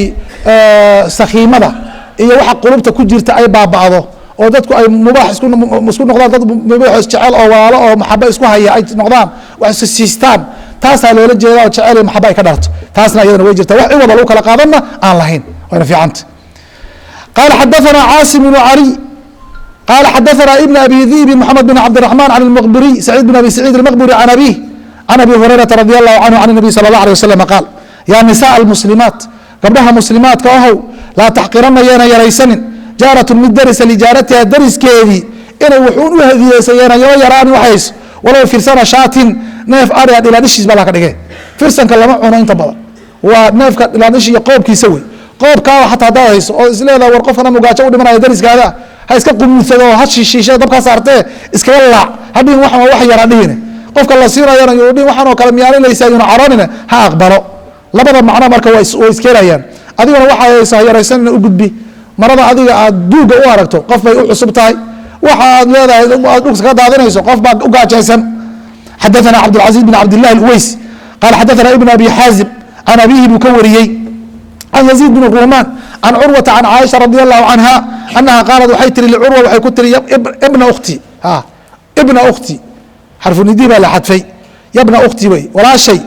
ويلكيديو إن كنا وحانه ننظر كوفيريا إلى الهلال بالبان أركي جري ثم الهلال بالكلام أركي جري ثم الهلال بالسدحات بان أركي جري ثلاثة أهلة ما أركي جري حق الترى ما كل الدهار في شهرين لرب بلا تكولا وتي سدحات وين بلا تي ولا بقى عزابت هذه لما بلا بالبحرية بيجي سدحات رب بلا تدع جرتي وما أوقدت والحال ما أوقدت الله هرين في أبيات الرسول الله قريها النبي صلى الله عليه وسلم نار ضب واحدة على الوشد ضب على الوشد قريها النبي رب بلا كاملة يا بيجي سدحات رب بلا تي ضب قريه محمد عليه الصلاة والسلام على الوشد فقلت وحان ربو ليهي عروة ويابي يا خالة هبر يري ما كان يعيشكم محايا لما يجري وما حد كنا ليذين قالت حتى الأسودان لبدا من مذو ومن باب التغليب التمر والماء تمرتها مذو بيهم من مذوبة بيها مذب مالها مذب بيها وحيدهان ومحاكاة هذا ويلك أتكشف تقوم بإيواك هذا هي ماشي يكون جيران التمر والماء الأسودان لبدا بان تمر حبات تمر عنه هي بيها أنسكيد جنعب إلا أنه قد كان وحاسها للرسول الله صلى الله عليه وسلم جيران درس من الأنصار الأنصار قوس الأنصار ودرس عن هذا الجري كانت لهم منائح أي أسقنات أري إرمانة حول إرمانة أي لهايين وكانوا حيا يمنحون قوام مالية رسول الله صلى الله عليه وسلم إمارين جرين من ألبانهم عانه وضاس أري كم مالين أي النبي عليه السلام سوسي جرين هديهان وهدية بسنة كبار يستي انتهوي وكانوا يمنحون راس شهيد كذا فيسقينا النبي ولا من جري مركا هدي الله كيرو النبي انا راح بيقول سين جري صلى الله عليه وسلم انت سنو دheereed caanaha biyaha iyo timirta xaalada iyo duruufta ay soo mareen nabiga kaleey salaatu wasalaam mararka qaar ahaan xilligii hore inta futuuxaadka iyo khayrka faraha badan leerin ayaa xadiidka laga qaatay iyo sidoo nabiga uu sabray kaleey salaatu wasalaam haweenkiisa wanaagsanaa ummatul muuminiin kara ay xaalada nabiga uu ku nool yahay oo ku sabarsan raali ku ahaayeen aku qanacsanaayeen hadii la gaajoodana waa la gaajoona jireen hadii wax la helana waa nasiibkood baabul qaliil min al-hiba وحير أو هباء هدي لو هباء وحبها إنكرنا استقاض ولو احترام الكفيري كرامة حدثنا محمد بن بشار بن دار قال حدثنا ابن أبي عدي عن شعبة عن سليمان عن أبي حازم سلمان الأشجعي عن أبي هريرة رضي الله عنه عن النبي صلى الله عليه وسلم قال لو دعيت إلى ذراع هدي ذراع لويره ذراع النبي وجه رنجل عليه الصلاة والسلام يعني بدون كاس hilibka saaran iyo katifka iyo garabka intaas ka hooseysa waxa diraaca loo jeedaa hadii la isiiyo buu nabigu yiri waa shay aad u fiican oo masakuraacin mijinta hoose ee neefku ku istaagay quraac la dhaha la xababtu la jabtu waajibi nabi alayhi salatu wasalam wala wihdi ilayhi hadii li hadiya diraacun diraac dhudhunkaas oo quraacun mijin la qabiltu aan aqbali laha hadii hadiya la igu soo diran waan aqbali laha hadii la yarar waa yeelay rasuulka alayhi salatu wasalam marka waxa way adna al-ashyaa wa a'laha labadii nabi waa soo qaaday yaani hadii wax weyn la igu yeero diraac oo kale iyo muxuu ahaa hilib fiican la igu yeerana waan aqbali lahaa ama liisoo hadiyeeyo wax yar oo quraac iyo mijinta hoose oo iska batuura inta badanna hadii liisoo hadiyeeyo ama la igu yeerana waan aqbali lahaa yaani waxa hoose wixii kora labadaba waa yeelay ko rasuulka sallallahu alayhi wa alihi wasallam baabu wuxuu ku saabsan man istawhaba min asxaabi nabi tabaadu ciisa alayhi salaam iyo akhlaaqdiisa wanaagsan oo ma ka faa'iideysanayna xadiidka oo deesha nagu sugan sallallahu alayhi wa alihi wasallam باب من استوهب منك كهب طلبه من أصحابي الشيء واحد أصير أفكار بحوله هو هدية كبير وواحد وإحنا نسوي هدية اللي يسكيري قف صاحب كيسة سوق السوي هنا أن لديه كرين سؤاشي حماد لديه كرين صديق قارئ صاحب كاره حتى مرة قار إذا الآن بدوي يسكي استعمال كرتا مركا كاسو كله إن هبة كطل بكرت وقال أبو سعيد باوحير قال النبي صلى الله عليه وسلم اضربوا لي معكم سهما وحديث صوم مرة نينكي قبيل كراع عربية هاي صحابة مرتي قليين وهين سيد كل وكيل قيني كدي من مركي القرآن كله آخرية وكي عاري كسو قاتين صد نيف عاري كسو هلان إذن أنا قال كلا شرع عليه السلام كي اضربوا لي معكم سهما وروى في عنت هاي أنا قيب قدرة تدييبا لخاطرهم nabiga alayh salam qalbigooda ku raaligelinay oo uu ku maarata wanaajinay oo waxa ay qaateen iyo xoolahaas ay qur-aanka ay soo akhriyeen kusoo qaateen xalaal inay tahay meesha u dambaysay ayuu nabiga tusi rabaa sala allah alayh waali wasalam asagii baaba ka qayb qaadanaya idribuu lii macakum waxa iga soo hadiyey wey xadathana ibn abi maryam qala xadathana abu qasaan moxamed bn muطarifin qala xadathanii abu xaazim salamata bnu dinaar can sahl bni sacdin saacidi radi allahu canhu ana nabiya sala allah alayh wasalam arsala ilaa imra'ati min almuhaajiriin haweeney muhaajiriintii kamida yuu u diray riwaayo kale ansaar bay ahayd ayaa soo artay wa kaana laha hulaamun waxay lahayd addoon najaarun fuundi ah addoon oo kuwa wax dhisa wax qore ee farsamo yaqaana qaala laha markaasu wuxuu ku yidhi addoontii gabadhii wuxuu ku yidhi saxaabiyadeed wuxuu ku yidhi murii cabdaki addoonkaada amar murii cabdaki addoonkaada amar falyacmal lana hanoo soo sameeyo acwaada almimbari mimbar tiirashiis iyo geedihiisi intay soo hagaajiyo mimbar aan ku fadhiisano jumcada iyo on cuskado ha ii soo sameeyo tan marka waxaa la dhahaa hadiyat lmanaafic hadiyada waxay qabsata hadiyat lamwaal iyo hadiyat lacyaan iyo hadiyat lmanaafic bay qabsantaa manfacada ninka asaga manfacadiisii ayuu nabigu alayh salam leeyahy noo soo hadiye manfacadiisii oo ah in masnacadii sancadiisii iyo farsamadiisi laga faaidaysto ayuu ka dalbayaa inay usoo hadiyeyso gabadha iyada fa amarad way amartay cabdaha addoonkeedii waxay ti orod kaco waxaad soo samaysaa geedo iyo tiirar iyo wax laisku sameeyey oo mimbar ahaan aho nabiga alayh salam uu cuskado markuu khudbada akrinayo oo ku fadhiisto fayaaba waa tegey ninkii faqadaca wuxuu soo jaray min aarfa geedihii dhuurtaha ee qaado meesha la yidhaahdo ku yaala dooxada intuu tegey iyo geedii dhuurtaa soo goray geeda lama dhaadheer la wey dhuurkooda lama dheer bule fasanaca qodaxana ma laha caleen yaroo dhudhubanoo jilicsanoo dad afka saarta dhalaan yuu le marka waana suusuubi oo laamo iyo tiirar dhaadheer bule soo guray faqadaca min aarfa buu ka soo goray fasanaca lahu mimbaran nabiga alayh salam ba uga soo sameeyey mimbar uga sameeyey falamaa qadaahu markuu mimbarkii bogay samayntiisi iyuu usheegay mawladiisi sayidadiisi usheegay wuxuu waan hagaaji markaasay arsalad u dirtay gabadhina ila nabiy sala allahu alayh wasalam fariin inahu addoonkii qad qadaah mimbarkii waa hagaajiyey ayay u gudbisay nabiga qaala nabigu wuxuu yihi arsilii bihi ilaya ii soo dira ii keena fajaauu bihi waa u keeneen faxtamalahu nabiyu markii masjidka la keenay nabiga qaadayo fawadacu xaytu tarown meesha hadda aad aragtaan ee mimbarka nabiga alayh salam ilaa yowmina haada meesha uu yaalo halkaasuu nabiga dhigay sala allahu alayh wasalam xaytu tarownada maalintaas kaya maaha ilaa maanta wey mimbarka meeshii uu yaalay kama zuulin asagoo maa la naashnaashi oo noocyo kale laga samayn oo la hagaajini marka kii nabiga waqtigiisi waa dhammaaday oo xataa waa gubtay bay leeyihiin oo qoladii masaajidka nadiifinaysay mujmiriinta dhuxusha iyo fooxa ayaa wax kaga dhacay markaa saas ku gubtay marka laakiin makaankii isma bedelin halkiisi wey qaala xadaثana cabdالcaزيز بn cabdالlah walidalika hadda mimbarkii nabiga alayه الsalaam meesha hadda manaabirteena ay ku taalla ee masaajidka hortiisa ma aha ilaa dhowr saf 3 saf meelahaas ayuu safka hore ka soka ayuu ka sheegay ama 2 saf 3 saf meelahaas taqriiban ayuu xagga ka soo yahay 3 saf waa gaarisa dul ka badneenba waa gaarisa halkaa maxaa yeelay masaajidka xaggan horaa laga waasiciyey laga durkiyey haddii la durkiyey mimbarkii lama rarin waxaa loo rari waaye liannahu nas mimbarku waa nas waa daliil waa xadiid oo nabiga alayh الsalaatu wasalaam baa meeshaa dhigay macno kalena waa ku jiraayo bayna beyti wa mimbari rawda ba uu nabiga alayh salam yiri mimbarkayga iyo beytkayga xujrada caaisha nabiga hadda uu ku xabaalan yahay inta udhexaysa waa beeraha jannada kamida iyo nabiga sala allah alayh wasalam mimbarka haddii la qaado waxaaba meeshaba dhumaysa macaalimtii rawdadii baaba khalad gelayaaba oo la garan weyn marka waa inuu mimbarki meesha yaalo si loo ogaado mimbarkan iyo xujrada qolkii nabigu ku xabaaran yahay alayh salam inta udhexaysa ay u noqoto calaamadii iyo soodintii rawdada si loogu garto arawda almusharaf nacam قال xdثna cبدالعزيز بن cبدالله الweyسي قال xdثnي محمد بن جعفر عن أبي xاaزم عن cبدالله بن أبي qتاadة السلمي عن أبيه رضي الله عنه قال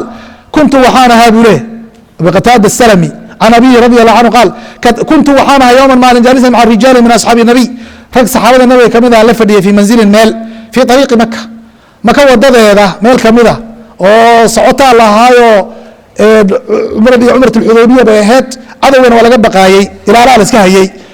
koox marka uu abu qataade kamid oo nabiga uu diray yiri dariiqu saaxir soo qaada ayay ahaa ayuu ku jiray meel baa laga fadhiyay oo kama lagu taltalinay saxaaba nabiga alayhi salaam saxaabadiisi kale way sii socdeen wala fi manzil min dariiq makka wa rasuulullaahi sallallahu alayhi wasallam naazilun amaamana nabiguna hortaanada hore ayuu sii socday oo meel hore oo naga horeysa ayuu badagi doonaayo waa kii markii ninkii bani khifaar uu yimid abu qataade uu yiri nabiga xageebo ahaa wuxuu lahaa suqya meesha suqya la yiraahdo oo qaa'ilun suqya kii lahaa naazilun amaamana waalqowmu muxrimuun buu ilahay qataada nimankaan la socda way wada xarmadeen cumray niyoodeen waana anigu sagayru muxrim weli ma xarmanin cumradii faabsaruu waxay arkeen ximaaran dameeru farow waxshiyan dameeru waxshi bay arkeen dameeru farow yaacay arkeen waana mashquulun waxaan ku foorray aan kusii jeedo aan ku mashquulsanahay oo mashquul baan ahay aqsifu waxaan taltalanaya oo dhaadanayay nacli kabayg kabtayda baan dhaadanayay falam marka ishaba kor baa u qaday hoos buu foorray falam yu'dinuunii bihi falam yu'dinuunii imayna ogeysiinin yuclimuuna imayna ogeysiinin bihi dameer farowgaas saxaabadii arkaysay imayna sheegin maydha war dameer farowga noo soo uga armayna ay dhihin maxaa yeelay ayaga waa muxrimiin hadday ka qayb qaataan ugaadh iyo saydulbari ay ka qayb qaataan dembi bay ku dhacayaan waa laga xarimay inay ugaadhaan iyo inay u kaalmeeyaan midba waa xabu waysa jeclaadeen xagga niyada iyo cindiga low anii anigu absartow inaan arki lahaa bay lakin qalbiga ka jecel yihiin oo ayagoon ii kaalmaynin intaan arko in usoo waaro hilibka bisil in hordhigo faltafatu markaasaan saa u milicsaday buu yidhi faabsartuhu markaasaan arkay dameer farow yaacaya oo burburan oo ataan ay ku jirto kuwa dhadiga burburan marka faabsartuhu waan arkay way qosleen riwaayooyin kale marka qosolkuna icaano iyo ma keenayo maanta faqumtu ila alfarasi faraskaygii baan u kacay xaggiisa faasrajtuhu markaasaan kooreeyey uma rakibtu waan fuulay buu yidhi intaan koorihii wixii ku hagaajistay lagu fariisanayo lagu istaagay ayaan ku booday buu yidhi wanasiitu waxaan halmaamay asawda ushaydii shaabugeedii war rumxa warankii ushaan ku garaaci lahaa faraska iyo waranka wax ku soo ugaani lahaa ayaa dhulka kaga tegay oon halmaamay buu yidhi faqultu lahum waxaan ku idhi naawiluuni ii laaca asawda usha iyo warumxa waranka ii laaca faqaaluu waxay yidhahdeen laa maya wallahi baan laa nuciinuka kugu kaalmanayni calayhi calaa qatli saydi ugaadha dilidiisa bishay wax kamid aan kugu kaalmanayni inaan ku siina kaalmay noqonaysaa ficil bay noqon faqadibtu markaasaan u cadhooday oo fanazaltu aan ka soo degay faraskaygo faakhatuhumaa labadii baan soo qaatay sawdkii rumxigii warankii iyo ushiba uma rakibtu markaasaan dib u fuulay fashadadtu waan eriyey cala alximaar dameer farigii baan ku eriyey facaqartoo mid dhadiga oo ataana ayaan boqongooyey oon wareemay buu yidhi uma ji'tu bihi waan u keenay walxaal qad maata uu gowracan yahay oo dhintay waa soo gowracay haddi isagoo mayduu soo saartay keligiis fawaqacuu fiihi way ku daateen yaakuluuna wada cunaya marka wuu kariyey markuu kariyey hadda waxay dhaheen waa hilib bisil waa iska cuneen marka uma shakow fii aklihim cunidoodii bay haddana ka shakiyeen iyaahu ay dameer fariguu cuneen walxaal hum xurumun ayagoo muxrimiina sayidkii iyo waadhi laa taqtulu sayid bay dee waayeene inay marka cunitaankana uu soo galayo ayay ka baqeen faruxnaa waan tagnay wakhaba'tu waxaan meel dhigay oon qariyey alcaduda maci xogow tagoog ah oo aan baan ka soo gooyey hilibkiisa ka soo gooyey baan gaar usoo qabtay usoo qaatay buu yidhi si nabiga alayh salam ugu geey hadduu aqbalana uu cuno faadraknaa rasuula allah nabiga calayh salaatu wasalaam baan soo gaaray gadaal ka soo gaaray fasalna waa soo marray xadiidka kitaabu lxaj baan kusoo marray aad u faahfaahsan nabiga alay slam buu keligiiba u tagay qataada keligiis markaasuu u warramay waxa dhacay saxaabadaadina way cabsanayeen in caligu uu goosto nabiga allow masug bay ku lahaayeen waa kii ku dhihi jiray fasa'alnaahu can dalika arrinkii baa nabiga weydiinay faqaala wuxuu macakum minhu shay hadda hilibka wax ma ka wadaan faqultu nacam haa fanaawaltuhu lcaduda baan siiyey faakalaha waa cunay xataa nafadaha ilaa uu ka dhamaystay wa huwa muxrima nabigana muxrim waa sala allahu alayh wasalam marka man istawhaba min asxaabihi shay istawhaba wax ma haystaan taas wey tadyiiban likhaatirihim waxa waa iska fiican yahay inaad tiraahdo inaad adigaba ka qayb qaadato wax ka cunto waa sii kala xeel leedihiin mogti faxadaثanii bihi zayd bn aslam baa ii warramay can caطaa ibn yasaar can abi qataada can nabiy sala اllah alيه wasalam baabu man istasqaa qofkii waraab dalba waraabi intuu cid u imaado waraabiya waraabiya wax dhibaato ay leedahay ma laha dembina kaa soo gaari mahayo waxyaalaha mutasaamixee ummaddu ay dhexdooda isku taqaano eena ceeb laisku ceebeynin bayna kamid tahay waxba dhibaataa ma laha waqaala sahl baa wuxuu yihi qaala li nabi sal slam isqini nabiga wuxuu igu yidhi iwaraabi marka intaas oga jeedaa xadiidka asagaana waa bukhaari asagoo mudawal sheegay xadaثanii khaalid ibn makhdin qala xadaثana sulayman bn bilaal qala xadaثana abu طuwaala ismahu cabdullaahi ibn cabdالraxmaan qaala samictu anasan radi allahu canhu waa maqlo yaquulu leh ataanaa rasuulu lahi sal slam nabigaa noo yimid fii daarina haadihi guriga anagan aad aragtaan buu leh fastasqaa waa waraab dalbay waraabiya wuuna yidhi faxalabnaa leh waxaan u lisnay shaatan lana neef ari ah qofka hadduu biyo si yihahdo biyo iska madow waxaa u dhanta adoo caano ugu dara oo muxuu ahaa siiya barax siiya kaa usii fiican gaaraanadu ooman yahay ama gaajo usii weeriso faxalabnaa lahu shaatan lana yaan u lisnay uma kadib baan shibtuhu u barxay min maain biyo min maai bi'rina haadihi ceelka anagan biyihiisii yaan caanihii aan neefka ka soo lisnay ridi yaan ogu baraxnay buu leh ogu daray baraxaasna waxay oga jeedaa laba macnoba way keeni kartaa in tabriidu laban caanahaas kulul hadda neefka laga soo lisay kulul in lagu qaboojiyo waa soo maray abubakr radi allahu canhu hijradii nabiga calayhi salaatu wasalaam markuu usoo lisay waa kii ugu qaboojiyey umadii biyaheeda qaboobeed xataa barada min asfali waa kii lahaa asfaliga ayib marka taa waa macnaha labaadna waxaa weeye in la ziyaadiyo oo xogoo yaro caana ah in biyaha haddii lagu daro waa isbadsanaya waa badanaysaa waxbay taraysaa waxbay tari haddii hadiye iyo iska qof iska siinaya ay tahay in caanaha biyo lagu daro dhibaato maleh laakiin beec markuu imaado qish bay noqon man khashanaa falaysa mina bay soo gelaysaa in caaniyo biyo laisku daro oo laisku barxo arrintaa ayada xaraam wey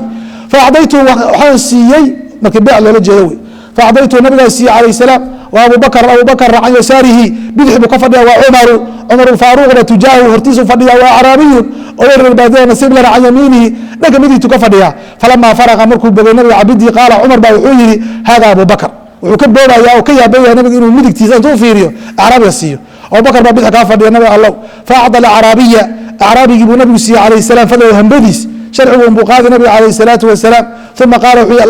alaymanuun buu nabiga calayh salaatu wasalam yihi alaymanuun yani almuqadam waxaa loo hormarini alaymanuun kuwa midigtaa la hormarin midigta unbaa la hormarin ee qofkaas intii wixii ay bilaabatay cabitaankii iyo qaybtii bidix loo noqon maayo alaa fayaminu midigeysta alaa fayaminu midigeysta wey midigta ku dadaala qaala anas baa wuxuu yihi fahiya sunnatun midigta in la ilaaliyo waa sunna ثلاثة maraat saddex jeer buu ku celceliyey xadiid baa jira nabiga alay salam buu yihi kabir see la yeeli kabirtaas waxaa weeyaan qaarkood waa khaas bay dhaheen oo kana lagu khasisay qaarna waxay yidhahdeen ayman falayman baa lagu khasisay qaarkood waxay dhihi karaan oo noqon kartaa in loola jeedo dee bilowa hore waa bilowa haddii la bilaabayo ama hadal oo xaajo qof uu bilaabayo qofka weyn ha bilaabo marka kadib dee midigta laga socdo la rabo haddii wax la qaybinayo qofka u weyn waa laga bilaabi karaa laakiin marka dambe midigta laga socdo wey baabun wuxuu ku saabsan yahay qabuula hadiyati sayd ugaadh hadiyadeed in la aqbalo haddii la isku hadiyeeyo waa goorma laakiin haddaadan waxba aa ka qayb qaadanin oodan kaalmo iyo waxba aada ku baxsanin waqabila nabiyu sala allahu alayh wasalam waa aqbalay min abi qataada uu ka aqbalay caduuda saydi ugaadhii cadudeedi iyo kodootooda waa ka aqbalay soo maray xadathana sulaymaan binu xarb qaala xadathana shucba can hishaam binu zayd ibni anasin ibni malikin can anas radi allahu canhu buu ka wariyey qaala wuxuu yihi anfajnaa arnaban bakeelaan kicinay on fiijinay buu yihi anfajnaa meel gaaban baa lagaga soo baxay bakeelihii markaasuu booday banaan meeshanu ku dhaqaaqay bimari dahraan meesha mari dahraan la yihaahdo ayaan ku erinay ka kacinay fasaca qowmu qowmkii baa ka daba diday hal bakeela weeyaan waa la waaranaya waa xalaale fakaasi fagalabuu riwaayo kale waa ka qaalib noqdo facayu waa ka noogeen waa gaari waayan wey faadragtuha markaas aniga gaaray anasa faakadtu aan soo qabtay orod weeyaan orod baan ku qabtay faataytu biha waxaan u keenay abaa dalxa ilan waa rabiibkiisii abu dalxa rabiibkiisii wey anas kala markaa hooyadiis muslim abu dalxa marka gurigii reerkii adeerkii wey fadabaxahaa abu dalxa gowracay wabacatha ilaa rasuuli ilahi sala allah alay slam nabigu wuxuu u diray biwalikaha sinteeda oo fakidayha bowdadeeda labada bowdo ayuu nabigu u diray qaala wuxuu yihi markii dambe fakidayha laa shaka marka hore waa shakiyey kadib buu isqabtay wuxuu yihi labada bowday ahaayeen shaki kuma jiro laa shaka fiih faqabila waa aqbalay qultu waxaa wa akala minhu ma cunay nabiga alayh salaam qaala wa akala minhu waa cunay uma qaala bacdu haddana wuxuu yihi qabila waa aqbalay nabiga aqbal marka uu shakisan yahay inuu cunayn kale lakin waa aqbalay rasuulka alayhi salaatu wasalaam aqbalkaas iyo aragga u arkaayo saxaabada ugaaranaysa iyo waxaasoo dhan baaba ku filan in arnabka iyo bakaylaha inuu xalaal yahay oo la cuni karo taasaa u daliila taasaaba u daliilaho iqraar bay noqonaysaa hadduu cunayna hadda iyaduna waa sii caddahay waxaa hadda laga fahmay xadiidka waxa weye qabuul hadiyati sayd waa la ugaadhay baabu qabuulilhadiyati hadiyada in la aqbalo nusakda qaarkood baabkaasi ma qorayaan sidaasaana fiican baab kalaa soo socda baaba qabuul hadiya kan marka waxaa weye kaa hor u muracsan yahay xadaثna ismaaعiil qaal xadaثanii mali can ibn shihaab can cubaydillahi bn cabdillahi bn cutb bn mascuud can cabdillahi bn cabaasin can isacb bn jafama radi allahu canhu anahu ahdaa lirasuuli lah nabig alay slam ximaaran waxshiyan buu u soo hadiyeeyey wa huwa nabiguna bilabwa meesha abwa la yihahdo oo biwadaana uu joogo faradda caleyh waa ku radiye oo ku celiyey hadiyadii kama aqbalin rasuulka alayh salaam markaasuu ninkii isyargoday oo isxumeeyey oo nabiga hadiyadaada muxuu u diiday waa arkay rasuulka waa fahmay falamaa ra'aa markuu nabigu arko fahmay maa fii wajhi wejigiisa waxa ku sugan oo isxumayn ah faqaala nabigu wuxuu yihi amaa inaa lam naruddahu calayka wax kale kuumaana radinin iyo inaan adiga wax kaa shakisannahay ama aan ku nacabnahay ma ahee ilaa anaa anagu xurumun baa nahay dad muxrimiin ahoo cumro ku jira oo cumraystay baa nahay ugaadhanna hadee daraaddeed waa usoo ugaadhay nabiga alay slam martisoor maanta oo casuum baa isleheed qofka haddii ugaadha sayidka isaga sayidka iyo ugaadha hadduu qofka xaajiga ama muctamirka uu soo ugaadho ama asaga dartii loo soo ugaadho labadaba ma banaana inuu cuno labadaba ma banaana xadiid abi qataadase nabiga calayh salaatu wasalaam dartii looma soo ugaadhine dadka asaga ma iska soo ugaadhay kadibna dadkii cunaya uu ku darmaday waan soo marray kitaab alxaj labada xadiidba ayaga oo markaas daahirkooda sidaa isku khilaafsan yahay laakiin macnahooda saa loo jamciyo baaba qabuuli hadiyati hadiyada in la aqbalo haddii wax cilaa oo kaa reebaysa aan jirin qofkan hadiyadiisa waad ka aqbali cilla hadiisa jir xaaraan inay tahay waxaan uu ku siinayaad ogaatay waad diidi kartaa nacam waxaa tahay xaaji oo inuu kuu soo ugaalayn dartaabaad u aragtay waad diidi kartaa markaas qof mana sheegad badan weeyaan oo wuxuu alla wuxuu bixiya manaysan oo sheeg sheegi weeyaanoo inuu ku manaysan oo ku mana sheegan baa tira waa iska diiday ayadana waa iska banaan tahay dhib ma laha laakiin haddii wax cilla aysan jirin qabuul الhadiya waa fiican tahay tahaadu taxabu xadaثanii ibrahim bnu musa qala xadaثana cabda ibn sulayman xadaثana hishaam can abi curwa can caaisha radi allahu canha ana الnaasa dadkii kaanuu waxay ahaayeen yataxarawna kuwa u qasta oo oola qasta oo u fiirsada bihadaayaahum hadiyooyinkooda yowma caaishata caaisha maalinteeda uu nabigu kalkeeda uu joogo guriga caaisha maalintuu nabiga joogo ayay dadku radia allahu canha ayay u qasti jireen ninkii raba nabiga inuu hadiyo siiyo habeenka caaisha uu kusoo hoyanayo maa loo fiirsan hadiyadii baa la keeni yabtaquuna bihaa hadiyadaasna waxay kaga dalbaayeen ow amase muxuu ahaa yabtaguuna biha ow yabtaguuna bidalik arinkaasi ay samaynayaan waxay ku dalbaayeen mardaata rasuuli lahi sala اla alay slam nabiga alay slam raadligelintiis oo habeenka caaisha caaisha buu jeclaa rasuulka alayh salaam in habeenkaasi hadiyadii iyo alaabtii loo keeno oo guriga caaisho dee habeenka caaisho jeclaa saasay ka wadaan nabiga ku raaligelinayaan iyagu saasay u arkaan nabigu alayh salaam marka ay keenina habeenka caaisha keliya habeenada kala keenana ma dhihin umana diidin waa un qofkii keena waa ka qaaday xadaثana aadam bin abi iyaasin qaal maxaa yeelay waxaa haweenka kale ka dhexeeya haweenka o dhan ka dhexeeya ninka laga rabo waxaa weeyaan alqismatu wاnafaqatu wاlmaskan wey waa wada haystaan nafaqadii iyo qaybintii habeenku mid walba gurigeeda in la tago iyo in saknihii gurigii ay hesho laakiin gurigaasi markuu joogo haddii dad islaameed wax keenaan de waxaa weeyaan waa wax ka baxsan weeyaan oo shaqaba una kulahayn rasuulka alayh الsalaatu wasalaam haweenka kalena hadday ka hadlaan gar ayna kulahayn gar kuma laha xadaثana aadam بn abi iyaasin qaal xadaثana shucb بn xajaaجin qaal xadaثana jacfar بn iyaas qaal samictu waxaan maqlay saciid بn jubayr can ibn cabaasin radi allahu canهuma qaala ahdad umu xufayd gabadh la yihahdo umu xufayd oo khaalatu ibn cabaas cabdullahi bn cabaas habareertiis weeyaan najdi baa lagu qabay dhulkaa najdi gabadhii lubaaba ahayd bay iyo maymuune iyo ay walaala ahayeen khaalid bin walid hooyadii iyo gabdhahaas o dhan ba walaalo ilma xaaris bay ahaayeen ila nabiga alayh salam bay marka waxay u keentay xaggaaga najdi bay ka timid nabigay soo booqatay walaasheed buu wala nabiga qabaa dhibaat bay u keentay marka dhibaatii waxaa weeye aqidan caano la angejiyey wasamna subag wa aduba maanslugray lasoo solay oo dhulkaasi dooxooyinka najdi ay ka soo aruurisay way soo sashay markaasay keentay inaga colab iyo isma siino ayib faakala nabiyu nabiga alayh salam waa aqbalay hade nabigu waa ka aqbalay qabuul hadiya ilan baabka musanifka waxu baabaystay qabuul hadiya waa aqbalay nabiga guud ahaan dhammaan waa aqbalay wixii uu rabayna waa ka cunay wixii kalena saxaabadii u daayay faakala nabiyu sala اlahu alيه wasalam min alaqidi caanihi waa cunay maaragtay kalbaada angeji wasamna subagii wa taraka aladuba maansalugulaydii faruu ka qaaday taqaduran asagoo nacayo kala haysanay taqaduran wuxuu markii la weydiiyana wuxuu yihi ucafuhu lianahu laysa dacaama qowmi reerka anaga reer maka dadka reer maka reer quraysheed maansuluguleyda mayna cuni jirin beeraleyda dooxalayda ay ugaadhaan marka aniga waa ka yaqsanayaa buu dhihi jir rasuulka alayh الsalaatu wasalaam maalin mamaa kamidana intuu faraheedii saa u tiriyey ayaa wuxuu yihi ummadii naga horreeyey waxaa jirta ummado la nasakayoo say bini aadan u ahaayeen xayawaan laga dhigay inay ku jirto waramahaye buu yihi tan inay kamid tahay oo dadkii la nasakay bay yihiin ayuu rasuulka alayh الsalaam waa intaan loo sheegin wax la nasakay dhowr maalmood kadib inayna sii noolaanaynin intaan loo sheegin rasuulka salى الlahu alيه ali wasalam qaala ibn cabaas wuxuu yihi faukila waa la cunay maansaluguleydi amaanse cagalay waxaa tirahdaba calaa maa'idati rasuuli الlah nabiga alayh الsalaatu wasalaam xeeladiisii baa lagu cunaya gurigiisii waa arkaya rasuulka alayh الsalaam khaalid bin waliid baa kamid a ragga cunaayey axaraamin huwa ya rasuul allah la bu yiri nabig alay slam xaraam ma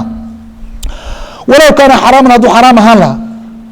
fiir ibn cabaas fiqigiisa walow kaana xaraaman hadduu xaraam ahaan lahaa ma ukila laguma cunin calaa maa'idati rasuuli الlah rasuulka ilahi maa'idadiisa xeeladiisa laguma cunin ma dhihi kartid nabigaa diiday saa darteed maansulweyla ma fiicna ma dhihi kartid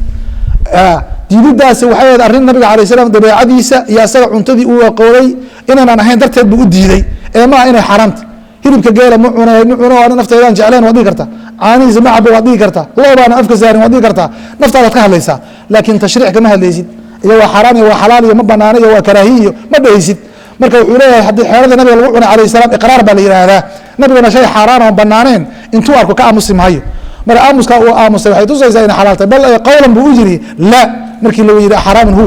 xadathana ibrahim ibn mundir قال حدثنا معن بن عيسى قال حدثنا ابراهيم بن دهمان عن محمد بن زياد عن ابي هريره رضي الله عنه قال كان رسول الله صلى الله عليه وسلم وحوها اذا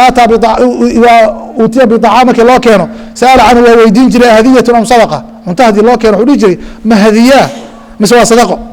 لما حكم بك لا قادنايا صدقه waa wax qofka bixinayo hor aakhirana uu rabo ajriga thawaab inuu ka helo oo qofkan waxa uu siinayo dambigiisa in lagu dhaafo rabaa oo saaqda iyo wasaqda laga dhaqo hadiyadiisa waxa weeyaan qofka la isticlaataan adna bari waxa ku talo umad ka rabtaa fain qiila hadii la dhaho sadaqa way qaala li asxaabi uu dhihi jiray kuluu idinka cuna ana sadaqa ma cunee nabiga iyo ahlu beedkiisa sallallahu alayhi wa sallam walam yakul ma cuni jirin wain qiila hadii la dhaho hadiyatan wa hadiyo daraba biyadi gacantiisu galin jiray sallallahu alayhi wa sallam si degdega fa akala macahu markaas uu cuni jiray ضربه وحوي يعني وأسرع في وضع يده فيها ودحق الجري فأكل منه ولعن جري معهم وقصودنا قفك هذه بحينا ثواب جري حدثنا محمد بن بشار بن دار قال حدثنا غندر محمد بن جعفر قال حدثنا شعبة عن قتادة عن أنس بن مالك رضي الله عنه قال أتي النبي صلى الله عليه وسلم بلحم النبي هرب الله كياني هرب فقيل وحال يري تصدق على بريرة قل النبي على كياني حديث كلا إلا هو عدينا ففاهنا إيه nabiga maalintaas qadadii markuu soo maraayo reerkii wuxuu arkay dharigii oo badbadaya oo maraqii iyo alaabta la soo kacayso oo fuudkii ka muuqdo hilib ka muuqdo arkay markaasaa waxaa loo keenay cuntadii caadiga iska dilaa bilaashkeed baa loo keenay alam aral burmata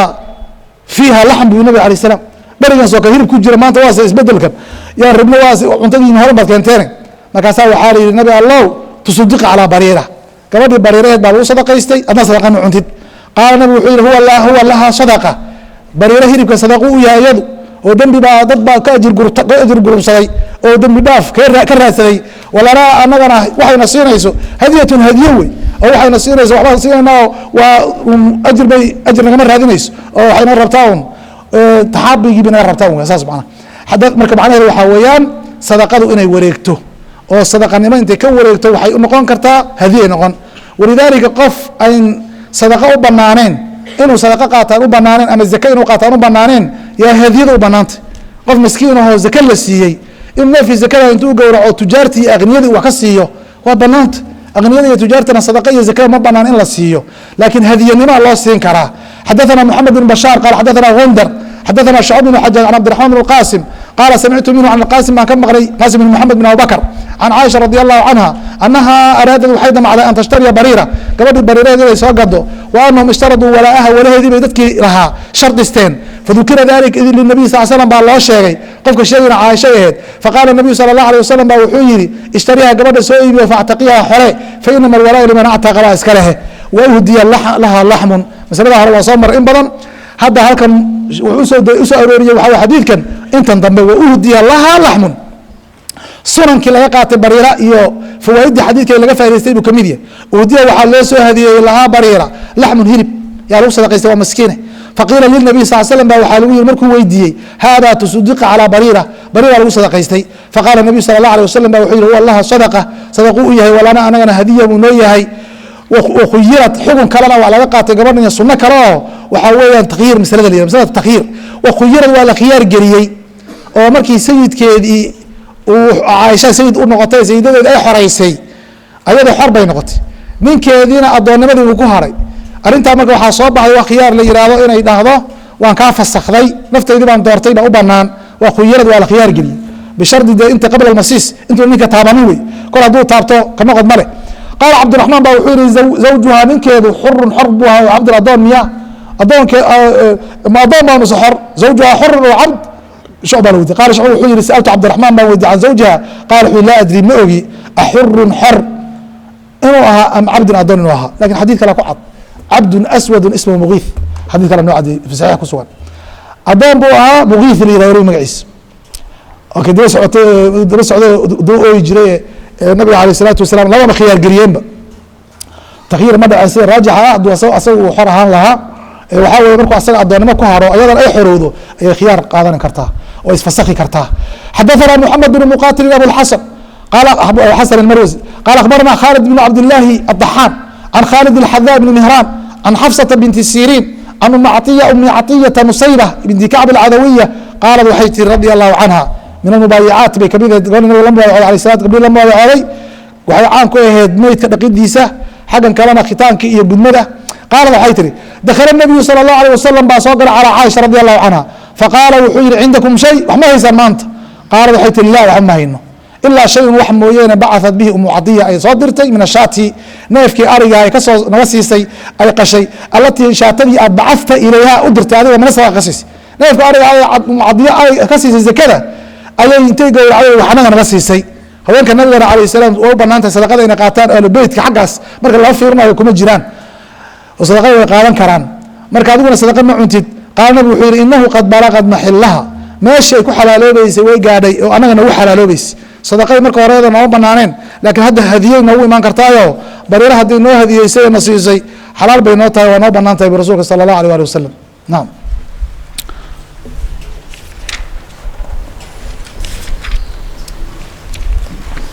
baabu man ahdaa ilaa saaxibihi wuxuu ku saabsan yahay ninkii saaxiibkiis u hadiyeeya waxbuu u hadiyeeyey wataxaraa bacda nisaa'ihi haweenkiisa qaarkoodna markuu saaxiibkii u hadiyeynayo xasaas badan buu leeyahay saaxiibkii qaar haweenkiisa kamida markay gurigiisa uu joogo unbuu la qastiya oo u geen duuna bacdi kuwa kale maya haweenka kale markuu joogo waxba siin maayo laakiin guriga markuu joogo islaam kale unbuu wax siinaya taas ka waran ma lagu diidi maya laguma diidaayo hadiyadiisa asagaa iskale xor u ah hadduuba keenay waa laga aqbalaya la radin maayo hadiyada haddii wax sabab loo radiyo kale aysi jira sabab ma noqonaysa marka sidan sabab ma noqonayso xadaثna سulayman بن xrb qal xadaثna xmاad بن زayd عan هisham عan abي عan caiشha radي الlahu canha qaalat kaana الnaas dadka waxay ahaan jireen yataxarawna bihadaayaahum ywmi caaisha saale maalintayday u qasdi jireen oo la fiirsan jireen hadiyada waqaalat umu salma waxay tihi ina sawaaxiibii aniga sawaaxiibta kuwa haweenka kale ee sawaaxiibaday ahaa ijtamacna way kulmeen habeen bay maalin bay kulmeen bay kulmeen fadakarad lahu waxay dakarad lahu nabiga u sheegtay gaabadaas oo dheer baa noo soo socde fadakarad lahu waa u sheegtay nabiga alay slam waxay tihi arrintaasa laga sheeganaya nabi allow faacrada canha nabigana waa ka jeedsaday waa mukhtasar xadiidkan waa kasagoo dheer xadaثana ismaaciil ibn abi uweysin qaal xadaثanii akhi cabdulxamiid abu bakrin can sulayman ibn bilaal can hisham bn curwata can abihi can caaisha radi allahu canha ana nisaءa rasuuli الlah haweenkii nabiga salى الlahu alيh wasalam kuna waxay ahaayeen xisbayna laba xisbi bay ahaayeen haweenka nabiga sal اله alay slam koox waxaa hogaaminaysaa caaisha kooxda kalena waxaa hogaaminaysaa umu salame iyo zaynab bintu jaxshiya hogaaminay faxisbun fiihi caaisha ku jirta acdaada iyo xubnaha iyo waxafsatu xafsa wasafiyatu wasawda intaas waxawey grubkaa waa xisbi gaar ah wararkay isku gudbiyaan arrimaha isla qaalaadhigaan say wax usoo dhacsan lahaayeen bay ka wada sheekaystaan kuwa kale iska riixaan walxisb alaakhar xisbiga kalena umu salama hogaaminaysa iyo wasaa'iru nisaai rasuul haweenkii nabiga kale oo haweenkii nabiga hade faraha badnaa ay kamid aheed umu xabiiba ay kamid aheed iyo zaynab bintu jaxshi iyo haweenkaa kale nabiga aleyh salaatu wasalaam wa kaana almuslimuun waxay ahaayeen muslimiintu qad calimuu kuwa ogaaday xuba rasuulilah jaceylka nabiga uu caaishata jecel yahay waa la ogaaday waxaan la qarinaynin buu ahaa maxabada iyo jaceylka uu ninku xaasiskiisa mid kamida uu jecel yahayna de wax awoodiisa ka baxsanba weeyaan wax muuqda oo uu nabigu alayh salaatu wasalaam awood u leeyahay cadaalad buu u samayn jiray qismada qaybinta habeen walba mideedii hadday noqoto nafaqadii hadday noqoto suqnihii wixii tabar loo heli karo laakiin maxabada iyo jaceylka iyo muyuulka qalbiga ah arintaas awoodda nabiga kumama jirto ilaahay muqalib اlquluub ah ayaa arintaa gacanta ku haya faida kaanat cinda axadihim ida kaanat markay tahay cinda axadihim saxaabada nabiga mid kamida agtiisa hadiyatun hadiya hadduu hayo yuriidu uu doonayo mahanayo an yuhdiyaha inuu u hadiyayo ilaa rasuulilah uma mahanayo akharaha dib buu udhigi jiray markay gacantiisa kusoo dhacdo inuu bixiyana uu rabo haddii uu nabiga guriga caaisha uuna joogin dib u dhigi jiray xata ida kaana rasul sal slam fi beyti caaisha markuu imaado bacatha saaxibu lhadiya ninkii hadiyada raba inuu bixiyo wuxuu diri jiray ilaa rasuuli lah sal slam fi beyti caaisha guriga caaisha la geen jiray guriga caaisha marka hadiya badan baa iskugu imaanaysa fakalama xisbu umu salama xisbiga hogaaminaysay baa hadlay oo yidhi arrintan ayada ah arrinna qabata ma aha aan ka dacwoono nabiga alayh salaam ka sheegano faqulna lahaa umu salama waxaa la yidhi adigaan ku igmanay adiga noo noqo afhayeen nabiga noogu tag sala allahu alayh waali wasalam qulna laha umu salama ay ku dhaheen kooxdii kale kalimii rasuul allah orad rasuulka ilahi la hadal calayh salaam yukalimu nnaasa dadka hala hadle oo fayaquul ha ku yidhaahdo man araada qofkii doona an yuhdiya ilaa rasuuli lahi sal slam hadiya qofkii raba nabiga inuu u hadiyeeyo falyuhdiya u hadiyeeyo xayثu kaana meeshuu jooga nabiga min buyuuti nisaa'ihi haweenkiisa guryahooda meel alla meeshuu ka joogo waxba yaro caasho sugine cilaanka ha bixiyo rasuulka sala اllahu alيه wasalam fakalamatu umu salama nabiga calayh salaam way la hadashay bima qulna wixii lagu soo xiray wixii farqa lagu soo xiray ee lagu yiri sidii bay u gudbisay markii habeenkeedu nabiga ahaa ayay tiri haweenka kale aniga soo dirsaday waxaa lagu leeyahay hadiyadan adigu caasho lala fiirsanayo la hadal saxaabada oo waxaad tirahdaa meel kasta oo joogaba iska keena anagana khayrka waan rabnaaye falam yaqul lahaa ooma dhihin umu salama shayan waxba ooma jawaabin waa ka aamusay habeenkii hore fasa'alnaa haweenkii baa weydiiyey warka ka sugaayey oo waxay dhaheen ma u sheegtay muxuuse ku yidhi faqaalad waxay tihi maa qaala lii shayan waxba iguma jawaabin waan u sheegay lakin waa iga gaabsaday faqulna lahaa waxay ku dhaheen fakalimihi la hadal tarabka kale markuu soo wareego la hadal nabiga alayh salaam qaalad waxay tihi fakalamtu haddana waan la hadlay tookadeedi xiina daara ilayha amir ugu soo wareegay cayilan mar kale haddana waa la hadlay haweenkii weli way sheeganayaan arrintaasi u sheeg dadka falam yaqul laha shayan nabiga calayh salaatu wasalaam waxba oguma jawaabin umu salama ka aamusay fasa'alnaha way weydiiyeen haweenkii waxay dhaheen muxuu kugu yidhi faqaalad waxay tihi maa qaala lii shayan waxba iguma jawaabin faqulna laha way ku dhaheen haddana kalimihi mar saddexaad la hadal xataa yukalimaki ilaa uu kaala hadlana ka harin fadaara ilayha waa ku soo wareegay fakalamathu markaasay la hadasho tihi arrintii weli waa harin leedahay faqaala lahaa nabigaa wuxuu ku yidhi calayhi salaatu wasalaam laa tu'diinii fi caaisha umu salama caaisha darteed hagu dhibin in aladiina yu'diina allaha warasuulahu ku sigatay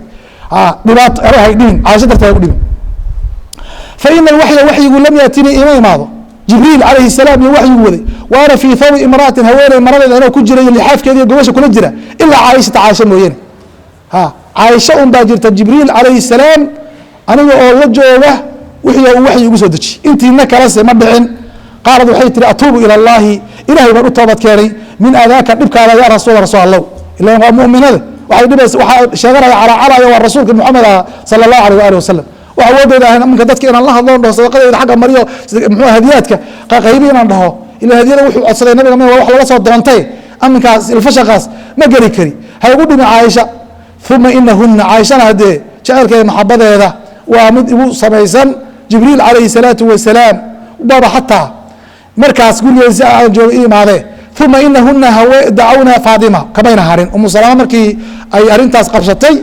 way iswareejiyeenoo waxay aadeenoo u yeereen dacwna waxay u yeereen faatimata binta rasuulilah gabadhii nabiga alay slam faatimeed